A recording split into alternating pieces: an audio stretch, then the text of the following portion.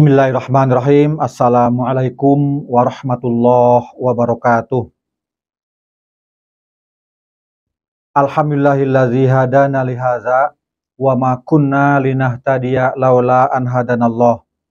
Wassalatu wassalamu ala nabina Muhammadin sallallahu alaihi wasallam Rasulillah wa ala alihi wa azwajihi wa ashabihi wa atba'i minal awwalina wal akhirin ila yaumil qiyamah. Amma ba'd. Summa qala Allah ta'ala a'udzu billahi minasyaitonir rajim.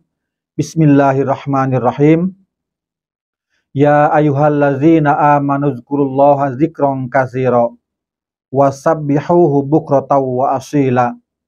Huwallazi yusolli 'alaikum wa malaikatuhu liyukhrijakum minaz zulumati ilan nur wa kana bil mu'minina rahima. Shadaqallahul azim. Alhamdulillah, para hamba Allah, jamaah Riyasah TV yang dirahmati Allah, puji syukur kita panjatkan kehadirat Allah Subhanahu wa taala yang Allah Subhanahu wa ta'ala terus-menerus melimpahkan nikmat, rahmat, karunia-Nya kepada kita. Allah masih memberi, masih mengamanahi kita usia yang sampai saat ini kita insya Allah alhamdulillah masih bisa melanjutkan ibadah saum Ramadan kita, alhamdulillah. Pada kesempatan malam hari ini saya ingin menyampaikan hal-hal yang kiranya kita bisa amalkan sejak atau setelah saya menyampaikan ini. Jadi, amaliyah yang bisa kita amalkan untuk mencapai derajat kemuliaan yang tertinggi sebagai hamba Allah. Di salah satu amaliyah wajib kita adalah menyampaikan sholawat kepada Nabi Sallallahu Alaihi Wasallam. Siapa-siapa yang gak pernah sholawat, gak ingin sholawat Nabi, itu bukan muslim, bukan mukmin. Karena ini bagian dari perintah. Bahkan di sholat wajib dan sholat nawafil pun, kalau tidak ada sholawat Nabinya, tidak sah. Sholawat bermakna doa. Nah, tetapi tentu dalam ayat yang saya baca tadi, ternyata sholawat itu bukan hanya milik Nabi. Orang-orang beriman pun yang pantas, yang layak, itu mendapat sholawat dari Allah.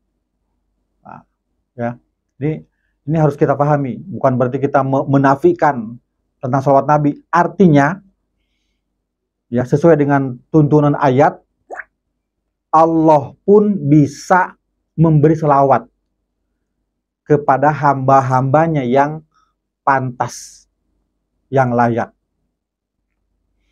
Di suatu peristiwa, ada sahabat namanya Abu Umamah Al-Bahili. Para hamba Allah, kita kalau suka baca hadis, ada bunyi hadis an Abi Umamah Al-Bahili radhiyallahu anhu qala gitu. Qala Rasulullah sallallahu alaihi wasallam gitu. Nah, ini Abu Umamah sebagai salah seorang perawi hadis yang derajatnya ditinggikan Allah karena Islam.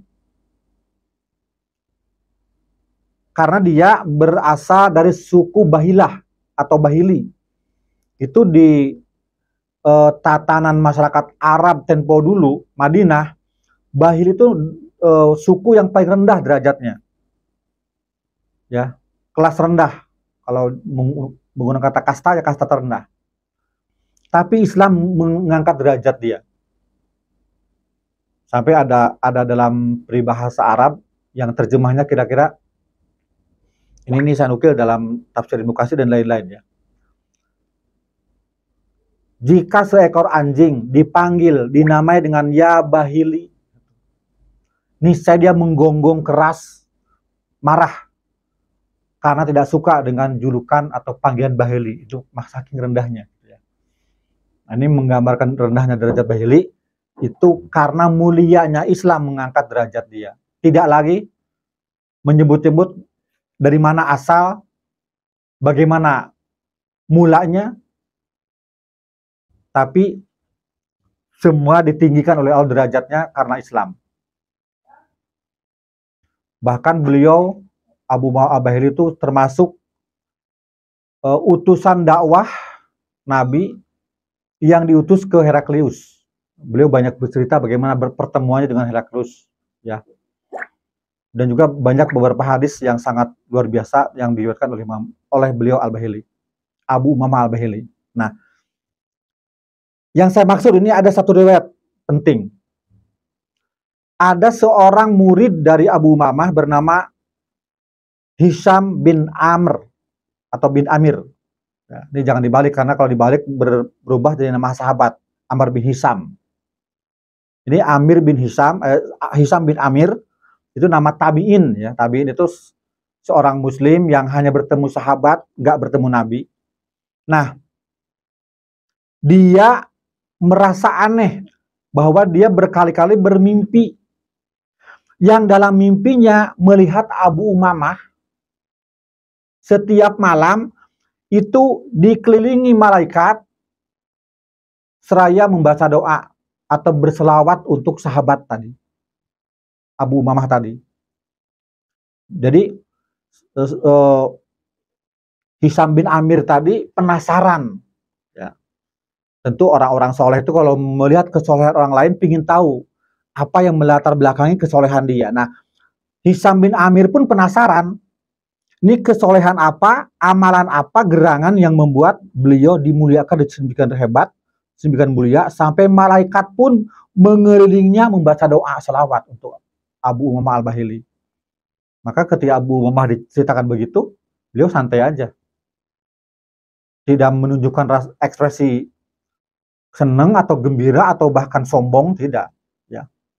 Mungkin kalau orang kita ya, misalkan dimimpikan orang lain, ya, wahai fulan, saya kok bermimpi ya, ente kok dipeluk Nabi berkali-kali, mungkin akan muncul kecakapannya, misalkan bisa begitu, gitu ya. Tapi Abu Umamah tidak, biasa aja. Maka Abu Umamah ketika ditanya, wahai Syekh, amalan apa, gerangan yang senantiasa engkau lakukan sehingga malaikat pun begitu memuliakan engkau dengan menyampaikan salawat terus-menerus, doa terus-menerus kepada engkau? Maka Abu Umamah menjawab, mau tidak kalau saya sampaikan ilmunya supaya engkau pun mendapatkan apa yang saya dapatkan? Mau tidak? Tentu saja sahabat tabiin, ya, tabiin tadi, Hisham bin Amir tadi dengan sumringah, dengan gembira, tentu ingin. Nah, maka kata beliau, kata Abu Umamah, saya akan nyampaikan ayat. Tapi syaratnya, kalau ayat ini sudah sampai kepadamu, amalkan. Kalau kamu nggak mengamalkan, saya nggak mau. Nah, ini pula yang ingin saya sampaikan kepada jamaah sekalian. Saya ingin nyampaikan ke jamaah semuanya, mari kita amalkan ini ayat, supaya kita dapat meraih atau dapat supaya terjadi apa yang terjadi pada sahabat Abu Umamah tadi, senantiasa didoakan malaikat. Ini ayatnya yang saya baca tadi. A'udzubillahi minasyaitonirrajim. Ya ayyuhallazina amanu dzkurullaha dzikran katsira. Wahai orang-orang yang beriman. Ini kalau diterjemahkan lugas begini. Banyak-banyaklah kamu berzikir. Zikir itu ingat. Tapi maksud ingat di sini adalah mengingat Allah. Banyak-banyaklah ingat Allah. Segala apapun, aktivitas apapun yang terjadi, mulai bangun tidur sampai tidur kembali di malam hari, tidak ada satu momen pun dalam kehidupan kecuali di dalamnya ada kesempatan untuk berzikir. Ya, tentu zikir ini tidak hanya menyebut Allah, tapi beberapa zikir ya kalimah thayyibah, ya doa-doa dan sebagainya. Ya, ketika mau makan ada doa gitu, kira-kira mau habis makan ada doa, masuk WC ada zikir, ada doa, keluar WC ada zikir, ada doa. Melihat pemandangan yang indah, ada zikir, ada doa. Ketika mendapatkan musibah sekecil apapun, ada zikir, ada doa. Misalkan kesandung, baca innalillahi dan sebagainya, itu zikir doanya. Ini dalam rangka mengamalkan tadi. Uzkurullah zikron kasir, banyak-banyaklah mengingat Allah. Bahkan di waktu diam pun, banyak-banyaklah pula kita berzikir. Saya sering bertanya kepada jamaah pengajian yang saya bimbing, suka saya tanya, doa apakah yang paling tinggi? Itu umumnya nggak bisa jawab. Ya. Doa yang paling tinggi itu adalah istighfar. Astagfirullahalazim. Bahkan ada riwayat, kalau kita mendawamkan istighfar terus-menerus, ya, yang Nabi Shallallahu Alaihi Wasallam sendiri dalam sehari paling tidak 100 kali bahasa istighfar, di luar zikir-zikir khusus. Nah, kita yang nggak jelas surga apa enggak, karena zikir juga kagak mau, masya Allah, nauzubillah. Ada dari riwayat, siapa-siapa yang dawam istighfar, astagfirullahaladzim, memohon ampun, nggak ada doa lain yang dia baca kecuali istighfar, maka niscaya Allah akan memberi sesuatu yang dibutuhkan oleh dia, yang belum sempat dia minta kepada Allah. Jadi Allah itu memberi sesuatu yang dibutuhkan, bukan yang diminta. Itu kira-kira. Makanya kalau kita kadang-kadang berdoa kok nggak dikasih-kasih, itu bagi Allah tuh belum waktunya didapat.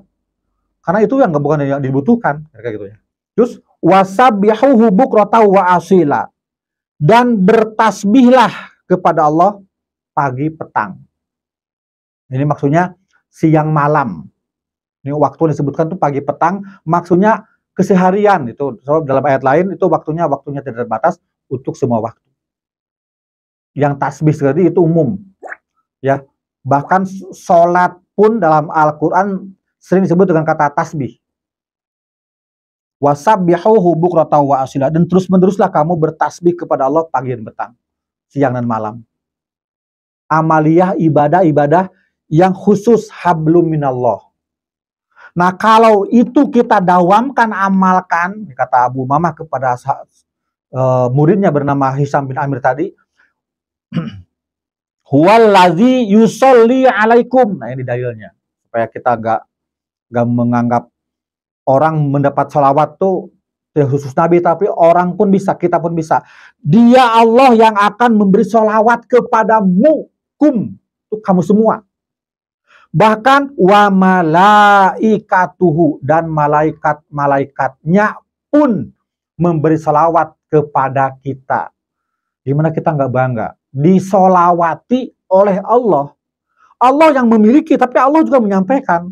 Itu saking mulianya.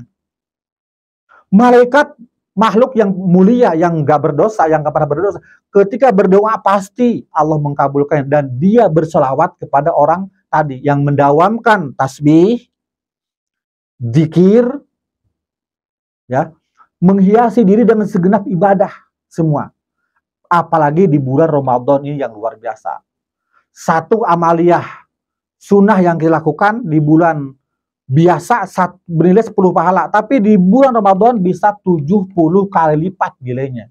Luar biasa. Kita baca astagfirullahaladzim sekali di bulan Ramadan bisa bernilai 70 kali di bulan yang lain. Masya Allah. Mari kita hiasi amaliyah Ramadan kita dengan amaliyah fadilah yang akan meninggikan derajat kita di sisi Allah. Paling tidak kita ingin mengejar derajat seperti Abu Umamah tadi, yang dimimpikan oleh muridnya, dikelilingi malaikat, dizikiri, dikir, didoakan, dibacain sholawat. Mungkin kalimatnya kalau namanya fulan, Allahumma sholli fulan, Allahumma sholli fulan, kira-kira begitu. Dan itu bukan hal yang mustahil, pasti jika orang itu pantas mendapatkannya, seperti halnya Abu Umamah berdasar dalil ayat ini. Catat ayatnya, surat At-Taubah, Al-Ahzab ayat 41, 42 dan 43. Ya. Jika kita ingin menjadi muslim yang sejati, paling tidak ini kita bawa sebagai bekal amaliah kita di beberapa hari ke depan di sisa Ramadan kita. Mudah-mudahan Ramadan ini kali ini yang terbaik bagi kita setelah Ramadan yang lainnya. Yang Allah pantas golongkan kita sebagai muttaqun, hamba-hamba yang takwa, yang dapat mengambil pelajaran berharga amaliah Ramadan ini ke bulan-bulan berikutnya sebagai karakteristik orang-orang yang bertakwa. Sehingga la'alakum tatakun, kata Allah dalam surat Al-Baqarah 183, kita mencapainya sebagai orang saumnya orang yang bertakwa. Dan orang bertakwa itu ibadahnya tidak mengenal waktu, kapan dimanapun. Justru Ramadan ini berusaha untuk mencetak lebih baik, ya, bukan merubah tapi membuat kita lebih baik dan menjaga amal-amal yang biasa kita dawamkan dan meningkatkan yang belum meningkat, sehingga kita mencapai derajat muttaqun tadi. Amin. Walafu minkum wastaghfirullahu li walakum walhamdulillah. Wassalamualaikum warahmatullahi wabarakatuh.